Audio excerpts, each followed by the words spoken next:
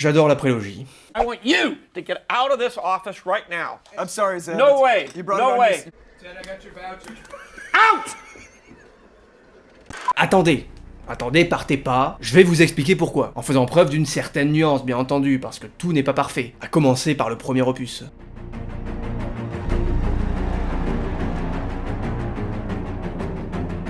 Après plus d'1 an et demi de pré-production et plusieurs mois de tournage, Star Wars épisode 1 La menace fantôme sort au cinéma le 19 mai 1999, et à l'époque le film est attendu comme le messie. Plus de 15 ans que les fans de la franchise attendent le retour de la guerre des étoiles au cinéma, à tel point qu'ils se payent des places de cinéma pour des films comme Couvre-feu afin de simplement aller voir la bande-annonce de l'épisode 1 pour ensuite ressortir. La menace fantôme est un succès bien avant sa sortie, les préventes explosent le plafond, les salles sont complètes, les billets de cinéma se revendent des centaines de dollars sous le manteau, plus de 2 millions d'Américains n'iront pas travailler pour voir le film, et des entreprises ferment même le jour de sa sortie. À l'aube du 21e siècle, Star Wars est plus que jamais un phénomène. Il frôle le milliard de recettes dans le monde, ce qui est considérable pour l'époque. Le dernier film à avoir été aussi populaire est un certain Titanic. There's going to be an enormous return. I think an enormous amount of people going back because it's not like you see the film and you know the plot. Yeah, there's no way to know what's going to happen. You know, we're never going to beat Titanic. Nobody can. I don't think that's... Can you explain that? Nobody can. It's one of those things. It just happens. It's like what Star Wars did when it first did it. It defies reality. Mais tout phénomène qu'il soit, George Lucas ne va pas forcément choisir la facilité et va prendre un virage délicat. À l'opposé de la trilogie originale, puisque les maquettes vont laisser place à des effets générés par ordinateur, et l'aventure universelle va laisser place à un conflit politique digne de la chaîne parlementaire. Le récit se déroule plus de 30 ans avant les événements de l'épisode 4. Le contexte est le suivant. Une organisation appelée la Fédération du Commerce détient un monopole important sur les échanges commerciaux dans la région de la bordure extérieure. Une zone régie par peu de lois où le Sénat n'a que très peu, voire pas d'emprise. Le sénateur Palpatine va conseiller au chef de la République, le chancelier suprême Valorum, de taxer les transactions commerciales de la Fédération et de leur couper l'herbe sous le pied, ce que ce dernier fera, entraînant en représailles le blocus de la planète Naboo par la Fédération du Commerce. Le chancelier suprême, pour tenter de désamorcer ce conflit, enverra 2 médiateurs, un certain Qui-Gon Jinn et Obi-Wan Kenobi. Évidemment, tout ceci n'est qu'un prétexte et constitue la première pierre du plan machiavélique de Dark Sidious pour façonner la République et la transformer en empire. Voilà un récit pas banal, qui a un peu, pour beaucoup, décontenancé les fans de la première heure. Et ça peut se comprendre. On nous balance énormément d'infos dans un laps de temps très court, avec du vocabulaire tiré par les cheveux et une exposition trop mince pour qu'on s'intéresse pleinement à ces histoires de taxation commerciale. Mais le parti pris est malgré tout bienvenu. C'est pas imbitable non plus, et George Lucas part du principe que les fans ont grandi, et que les enjeux doivent eux aussi évoluer. Personnellement, je ne trouve pas que ce soit un défaut. C'est parfois mal amené, mais ça ne parasite pas le récit. Pour les défauts du film, on va les trouver ailleurs. Visuellement, déjà, ça a mal vieilli. La bataille sous Windows 98 en est le meilleur exemple. Alors oui, quand j'étais gamin, j'en étais fou de cette bataille. Aujourd'hui, je la regarde avec affection, certes, mais sans réussir à passer outre la dégueulasserie de l'image. Jabba est plus crédible ici que ici. Pourtant, 16 ans séparent ces deux images. Ce qui me gêne également dans ce premier opus, c'est la mise en scène. Alors oui, Lucas est quelqu'un de lent. J'en ai déjà parlé dans la première partie de cette chronique. Mais dans le contexte de la trilogie et de la vitesse globale des effets pratiques forcément lents car animés manuellement, ça passait. Mais là, tout est plus brillant, plus rapide, et pourtant la mise en scène ne suit pas. Prenez la scène où Padmé et ses gardes doivent tenter de s'échapper d'une fusillade. Il y a quelque chose d'étrangement mollasson qui se dégage de cette scène. Tout le monde est lent. La caméra bouge pas, et on s'attarde sur des détails qui plombent l'efficacité de la scène. Je veux dire, on s'en fout de les voir décrocher leur grappin, là. Et en plus de ça, ça contraste complètement avec le combat au sabre laser, qui a encore ce côté mollasson dans la mise en scène, mais qui est fortement bien caché par la fluidité de la chorégraphie entre les 3 comédiens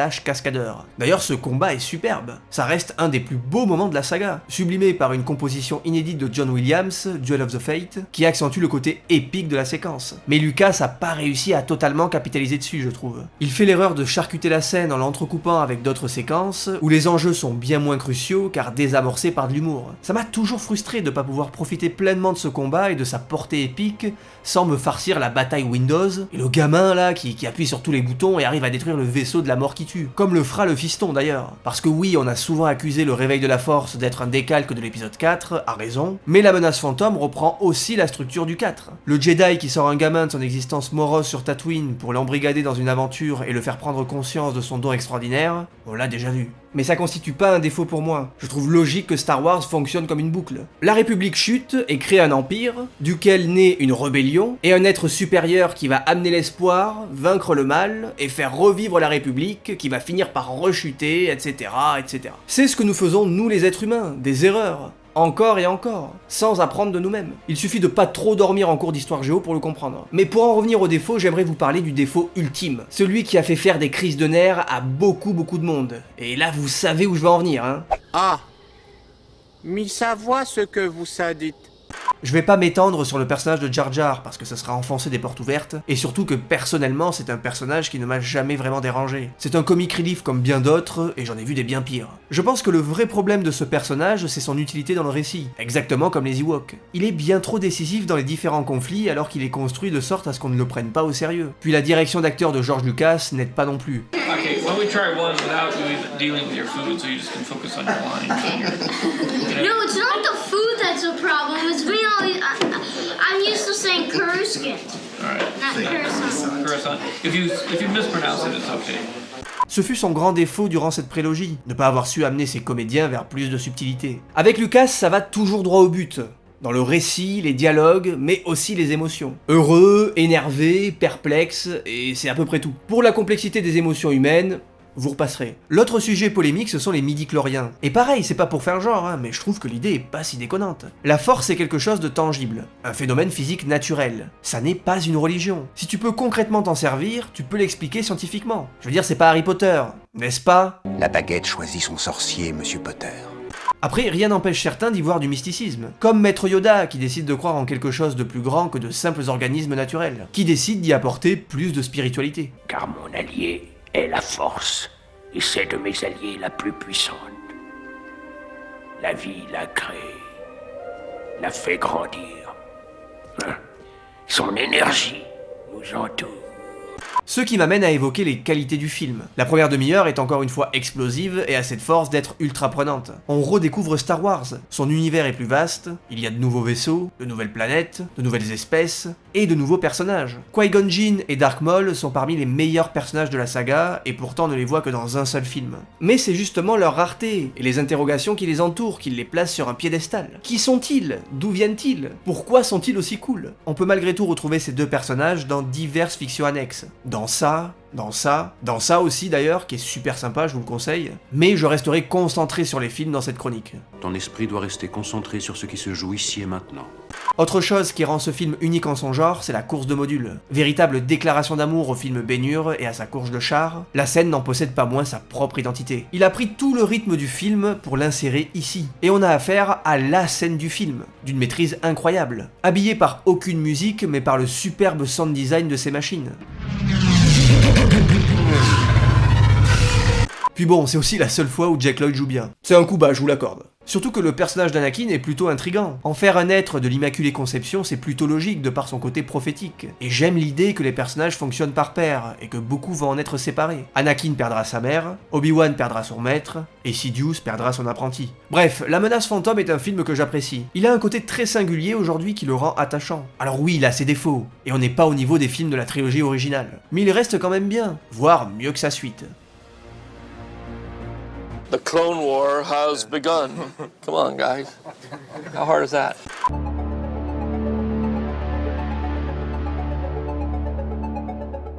L'attaque des clones place son récit 10 ans après les événements de la Menace Fantôme. Il introduit le personnage du comte Dooku, ancien Jedi et nouveau disciple de Dark Sidious, qui mène à la baguette plusieurs systèmes galactiques contre la République. Les Jedi n'étant pas assez nombreux pour maintenir l'ordre, le Sénat, désormais dirigé par le chancelier Palpatine, suggère la création d'une armée de la République, et à la plus grande surprise de tous, cette armée est déjà prête et va les aider à inverser la tendance. En tout cas, pour le moment. Alors oui, c'est sans doute l'opus le plus faible de la prélogie, mais il possède des qualités non négligeables. On sent déjà l'étau se resserrer sur la République, et on sait que sa chute est inévitable. La colorimétrie du film ne ment pas. Le bleu clair de Coruscant s'assombrit au fur et à mesure du film, pour baigner dans le rouge sang de la défaite sur le dernier plan. On assiste au sombre dessin d'un homme sans pitié et diaboliquement ambitieux. C'est dans ce second opus qu'on se rend compte de ce qui fait défaut à la République. Une confiance aveugle en ses différentes institutions et en son système qui comporte pourtant plusieurs failles. Hélas, je regrette, mais j'ai l'impression que le système que vous recherchez n'existe tout simplement pas.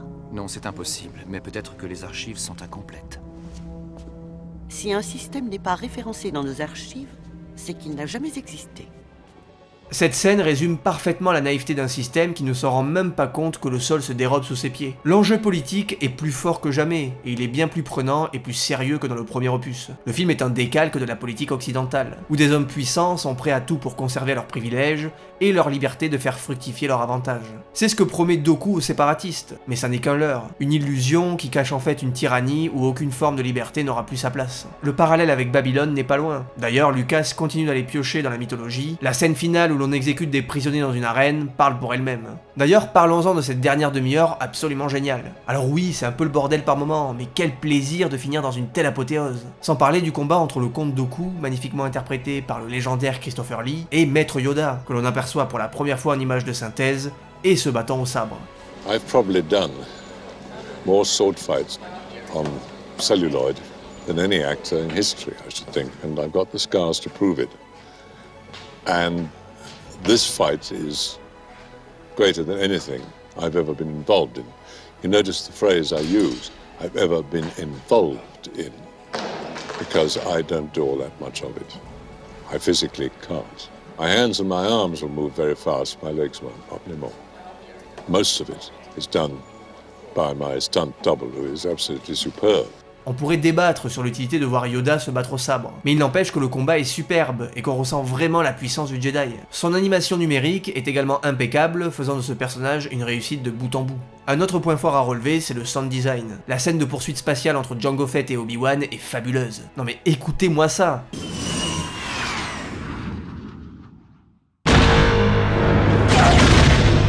Quel plaisir! Le sound design de toute la saga est un des plus réussis et des plus reconnaissables du cinéma. Les innombrables sons de vaisseaux, machines, armes, langages et autres font partie de l'héritage légendaire de cette saga. D'ailleurs, pour vous en rendre compte, je vous invite à visionner la mini-série Galaxy of Sound sur Disney+, qui rend hommage au sound designer de la saga en mettant en avant les différents sons émis à travers les 9 films. Maintenant, malgré toutes ces qualités, il reste l'épisode filler de la prélogie. Contrairement à l'Empire contre-attaque, qui lui avait réussi à insuffler un nouveau souffle au récit. Ici, on sent que l'intrigue évolue, mais qu'elle est parasitée par des moments qui méritaient pas qu'on s'y attarde. Et là, vous voyez où je veux en venir.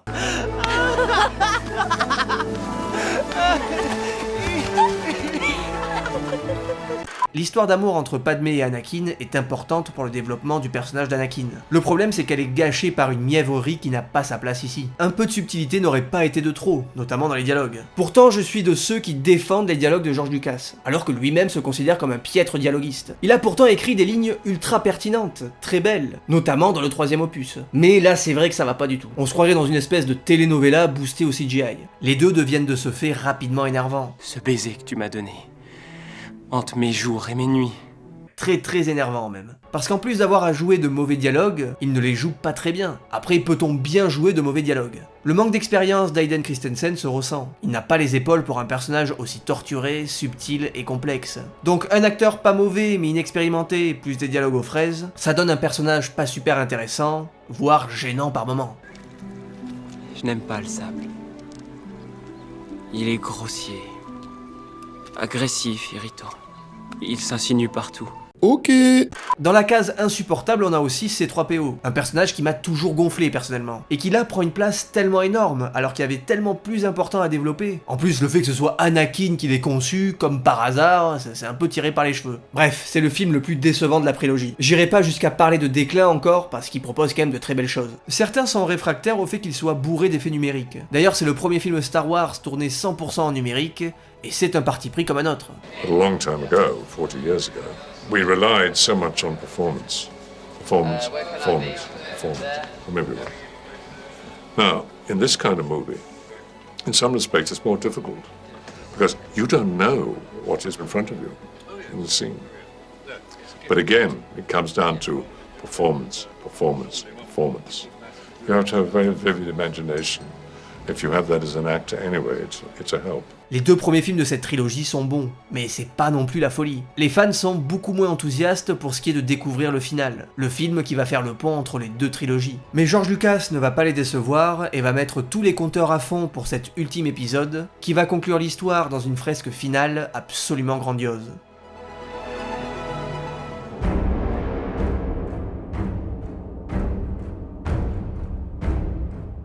Dans Star Wars épisode 3, la revanche des Sith, la guerre des clones bat son plein. Et le film nous raconte les dernières heures de la République Galactique, ainsi que les troubles d'Anakin Skywalker, qui s'apprête à passer du côté obscur de la Force. La construction du récit est différente des 2 premiers opus. Durant la première heure, les dialogues s'enchaînent, et tous sont super intéressants et importants. On peut reprocher à cette première heure de ne pas prendre le temps de poser ces dialogues justement, de ne pas les laisser s'étirer afin d'accentuer les différentes émotions. Mais je trouve justement que ce rythme souligne l'urgence de la situation. On comprend que le conflit s'apprête à prendre fin, et surtout que toute cette situation ne tient qu'à un fil, qu'elle a été orchestrée d'une main de maître par Sidious, mais que son dénouement se jouera à quelques petits détails. Et le détail en question ici, ce sont bien les choix que fera Anakin. Une fois devenu Dark Vador, le film adoptera un tout autre rythme et une nouvelle énergie visuelle, bien plus sombre que jamais. Terminer sur une planète de lave n'est pas anodin. L'univers a sombré dans les flammes de l'enfer, littéralement. Mustafar est d'ailleurs une planète superbement designée. Les effets numériques sont des plus réussis, tout comme les effets pratiques. Parce que oui, il y a toujours des effets pratiques dans Star Wars.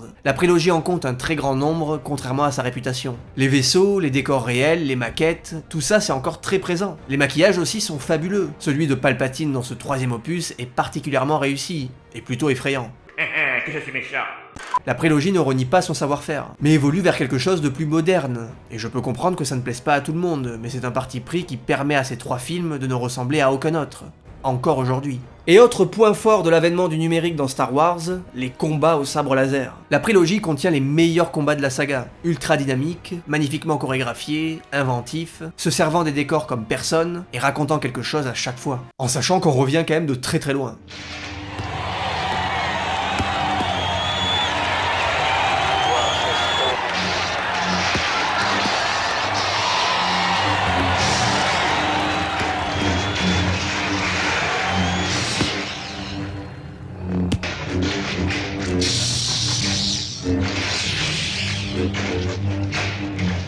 C'est nul!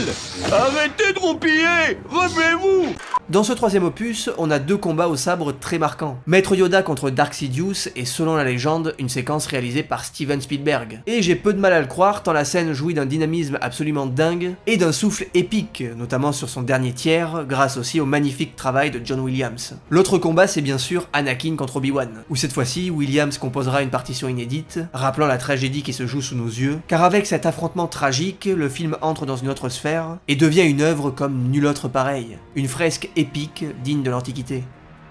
Comme je l'ai dit, la force de ces combats, c'est qu'ils utilisent pleinement la capacité de leur environnement. Le lieu où le combat se déroule devient partie prenante de ce dernier. Il suffit de voir le sort que la lave de Mustafar réserve à Anakin. Mais ça va pas, Baptiste, qu'est-ce que tu fais? Rien que pour créer 49 secondes de ce duel, il aura fallu plus de 70 000 heures de travail réparties à travers 900 artistes en tout genre. Une véritable œuvre d'art. L'ensemble de la mise en scène de ce dernier opus est d'ailleurs un cran au-dessus. On sent que Lucas a élevé son niveau pour redevenir celui qu'il est en premier lieu, un réalisateur de talent. Rien que ce plan séquence d'introduction fait taire tous les détracteurs et prouve que Lucas sait composer des plans. Ensuite, 2 chasseurs en mouvement qui survolent un destroyer, cachant le chaos ambiant d'une guerre en ébullition. Des vaisseaux se tirent dessus, explosent, et nous suivons ça à travers une caméra ultra dynamique, comme si nous y étions. J'oublierai jamais la première fois que j'ai vu cette scène au cinéma. J'avais 11 ans et j'avais jamais rien vu de tel. La preuve que la caméra numérique peut avoir ses bons côtés, à condition de l'exploiter correctement. Maintenant, ce qui va être le plus important dans ce film, c'est le développement d'Anakin et son basculement vers le côté obscur.